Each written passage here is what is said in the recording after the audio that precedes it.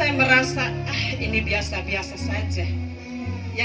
Yang saya merasakan dari awalnya iman saya sebagai seorang Islam, saya merasakan biasa-biasa saja, saya bilang begitu. Saya tidak merasakan apa-apa, hanya pergi ke gereja hari Minggu, baca Alkitab, habis itu sudah pulang lupa lagi. Ini yang awal-awalnya. Terus di tahun 2018 saya bilang begini, Tuhan Yesus, saya bilang, kalau ada apa di dalam Katolik ini saya akan ikuti, tapi kalau tidak ada apa-apa biar saya keluar saja, saya bilang. Saya karena tidak merasakan apa-apa, saya bilang gitu. Apa yang harus saya imani begitu? Saya kan artinya bertolak belakang, artinya memang berbeda sekali. Berbeda sekali. Itu yang saya rasa agak sedikit janggal buat saya. Terus ada penawaran dari teman saya dari Jawa. Sudahlah Kak, kalau begitu pulang saja ke Jawa, tidak usah tinggal di timur lagi lah, apalagi tambah susah saja, bilang begitu. Habis itu saya bilang, kalau pulang jauh berarti otomatis saya bisa kawin lagi, saya bilang begitu. Habis itu saya ingat perkataan Yesus tentang kalau kita kawin lagi berarti kita berzina, saya bilang begitu. Saya ingat itu firman itu. Saya bilang kasihan kalau hidup saya, kalau saya keluar dan cerai berarti saya berzina seumur hidup saya. Memang waktu itu sempat ada pemikiran ingin cerai dan ingin keluar begitu. Tapi puji Tuhan, apa yang tadi katakan Bapak Bene, Tuhan tangkap dan Tuhan tarik. Itu yang membuat saya sangat kagum. Disitulah suara hati saya berkata, kalau engkau ingin semakin keluar, aku pun akan semakin menarikmu.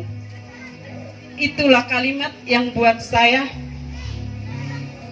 ada kalimat itu yang membuat saya sangat untuk meyakini betul-betul bahwa dia ingin menarik, semakin menarik. Jadi itulah saya mengalami perjalanan iman saya seperti itu dari waktu ke waktu. Saya ingin betul-betul mengalami kasih Tuhan itu seperti apa.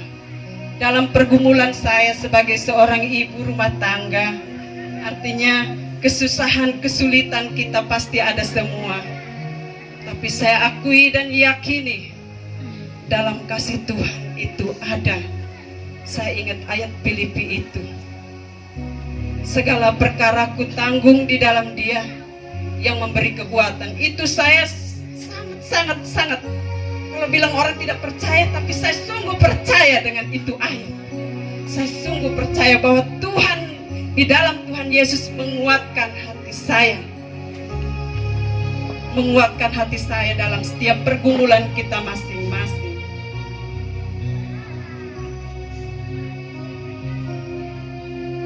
Dan satu lagi yang buat saya ambil dari Korintus, siapa yang mengikatkan dirinya dengan Tuhan, dia sudah bersatu dengan Roh-Nya. Memang betul, kalau kita mengikatkan diri dengan Tuhan, kita sudah bersatu. Kita bisa mengalahkan roh-roh dunia, roh-roh jahat itu, roh-roh yang menyerang hati kita. Mana kita bisa membedakan mana yang baik dan mana yang buruk, mana pikiran yang jahat, mana pikiran yang baik. Itu puji Tuhan, saya bersyukur kepada Tuhan bahwa Tuhan Yesus menarik saya sungguh. Dan di dalam Yesus memang kita akui dan yakini harus menjadi suatu harga mati buat Dia. Harga mati. Itu saya sampai sempat katakan begini, sungguh rugi ya kalau orang-orang tidak kenal Tuhan Yesus ini. Sampai saya merasa dengan keluarga saya di Jawa sana itu, sampai saya bilang, Tuhan Yesus, aduh Tuhan, tolong satu keluarga di Jawa sana, mereka belum mengenal Engkau Tuhan.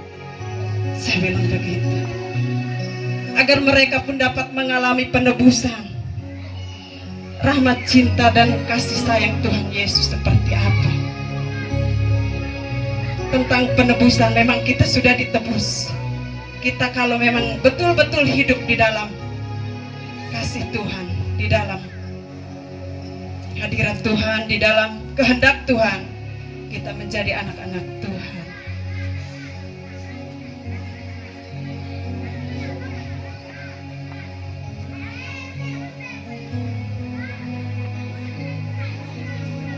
Kasih Tuhan Yesus sungguh luar biasa buat saya sampai sore hari ini.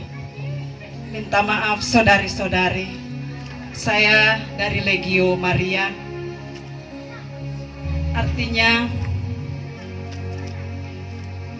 saya diajak saudari Vin, kami berdoa. Saya bilang, oh iya, kami kurang belajar firman di Legio, tapi sampai di sini kami belajar tentang firman. Jadi saya mulailah belajar itu. Mulai belajar. Jadi saya merasa saling melengkapi di dalam diri saya. Saling melengkapi apa yang kurang menurut saya, iman saya. Puji Tuhan, saya kepada saudari Vin ini mengajak saya, menuntun saya terus di dalam kasih Tuhan. Mungkin ini perjalanan kisah iman saya. Terima kasih.